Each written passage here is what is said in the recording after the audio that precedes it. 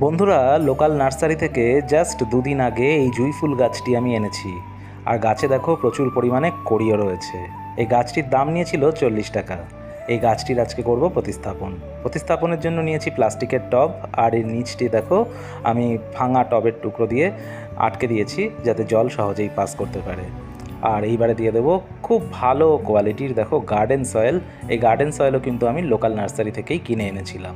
মাটি যত ভালো হবে গাছও কিন্তু খুব তাড়াতাড়ি বৃদ্ধি পাবে। মাটি কিন্তু গাছের জন্য খুবই দরকারি একটি উপাদান। এইবারে দিয়ে দেবো ভার্মিকম্পোজ এবং একটি মিশ্র জৈব সারের মিশ্রণ। এখান থেকে কিন্তু গাছ যথেষ্ট পরিমাণে পুষ্টি পাবে। এই যে দেখছো আমি দিয়ে দিচ্ছি ভার্মিকম্পোজ এবং মিশ্র জৈব সারের মিশ্রণটিকে। তো এইবারে আমার গাছ লাগানো মোটামুটি কমপ্লিট। ভিডিওটি কেমন লাগলো কমেন্টে জানিও। আর গাছ সম্পর্কে তোমাদের যদি কোনো প্রশ্ন থাকে তবে অবশ্যই কিন্তু আমাকে করতে ভুলো না।